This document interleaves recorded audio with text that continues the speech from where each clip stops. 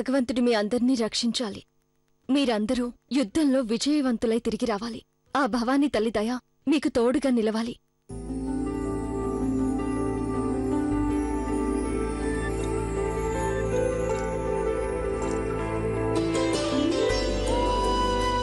ఖుదా నిన్ను క్షేమంగా చూసుకోవాలి జలాల్.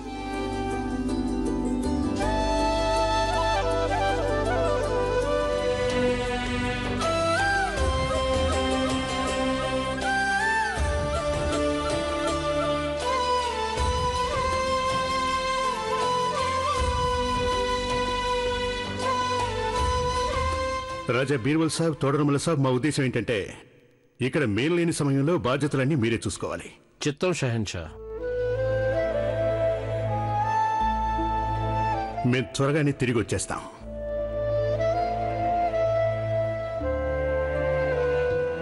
ఖుదా నిన్ను క్షేమంగా చూసుకోవాలి జలాల్. మేం కోరుకునేది ఏమిటంటే మేము తిరిగి వచ్చేసరికి మీ అత్త కోడళ్ళిద్దరి మధ్య వచ్చిన అపోహలన్నీ తొలగిపోవాలి. మీరిద్దరు బాగుండాలి. అన్నీ నేననుకున్నట్టుగా జరిగి ఉంటే ఈ యుద్ధానికి వెళ్లవలసిన అగత్యమే ఉండేది కాదు.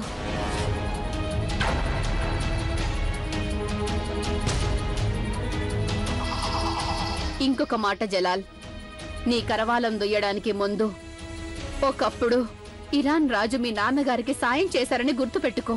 మీరేం కంగారు పడకండి అమ్మిజా. ఆయన అడిగిన ప్రతి ప్రశ్నకి తగిన సమాధానం మేము ఇవ్వటం జరుగుతుంది. జోధా బేగం మేలు లేని సమయంలో అమ్మిజాన్ని జాగ్రత్తగా చూసుకోవాల్సిన బాధ్యత మీదే. ఇక మేము బయలుదేరతాం.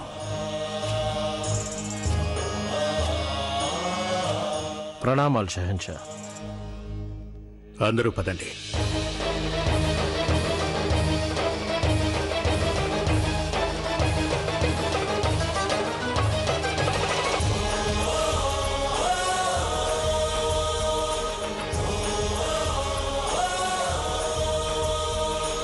ఇవాళ మా కుటుంబంలోని ప్రతి ఒక్క మగవాడు యుద్ధానికి వెళుతున్నారు. ఆ యుద్ధాన్ని మీరు తలుచుకుని ఉంటే ఆపుండొచ్చు జోధా బేగం. మీరు గనక మతం మార్చుకుని ఉంటే ఇప్పుడు ఇలాంటి పరిస్థితి వచ్చేది కాదు. నాకు ప్రియమైన వాళ్లలో ఎవరికైనా ఏదైనా హాని జరిగితే నేను మిమ్మల్ని ఎన్నటికీ క్షమించను.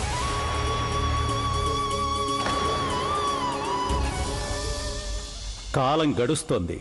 షహన్షా జలాల్ కాబూల్ దిశగా సాగిపోతున్నాడు. ఇరాన్ రాజుని బలపరిచే మరొక సుల్తాన్ సైన్యం అప్పటికే అక్కడ యుద్ధానికి సిద్ధంగా ఉంది. అక్కడ ఆగ్రాలో జోధా మీద హమీదా కోపం ఇంతవరకు తగ్గలేదు. అయితే ఆ కోపం పోగొట్టడానికి జోధా ఎన్నో ప్రయత్నాలు చేస్తూనే ఉంది. కానీ హమీదా తగ్గడానికి సుముఖంగా లేదు. మీరిలా నాటకాలు ఆడవలసిన అవసరం ఏం లేదు జోధా బేగం. నా ఆరోగ్యం గురించి మీరు అసలు పట్టించుకోనక్కర్లేదు. ఇక వెళ్ళండి ఇక్కడి నుంచి.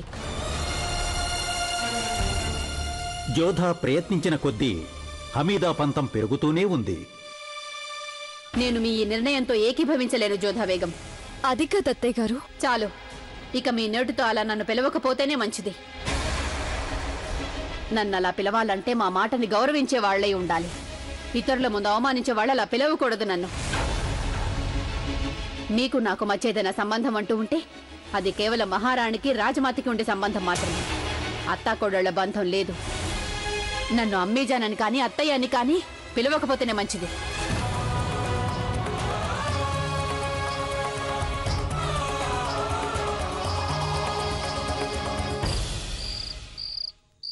చివరికి మొదటి ఏర్పాట్లు నేను చెప్పినట్టుగానే జరిగాయి. ఎందుకంటే అనుభవం ఉన్న సలీం బజాన్ చెప్పినట్టే చేశాం కదా. మురాద్, ఈ యుద్ధం మేము ఎలా ఊహించామో పూర్తిగా అదే విధంగా జరుగుతుంది, గుర్తుంచుకోండి.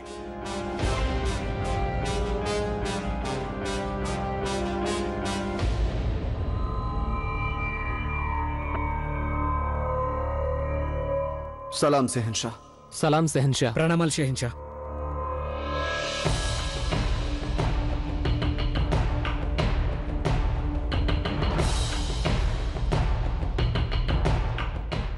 రేపు మనందరం యుద్ధ భూమిలో ఉంటాం. అక్కడ మన శత్రువు మలాద్ షాని ఎదుర్కోబోతున్నాం. ఆ లక్ష్య సాధన కోసమే మేము ఆగ్రా నుంచి అనేక కోసుల దూరం కాలినడకన వచ్చాం. ఆ లక్ష్య సాధనకి తొలిమెట్టు రేపే పడబోతోంది. మీ అందరికీ కృతజ్ఞతలు చెప్పుకుంటున్నాం. ఎందుకంటే మీరంతా మా ఆదర్శాలని, మా అభిప్రాయాలని గౌరవిస్తూ మన్నిస్తూ మాతో పాటు మా కోసమని ఇక్కడి దాకా రావటం జరిగింది.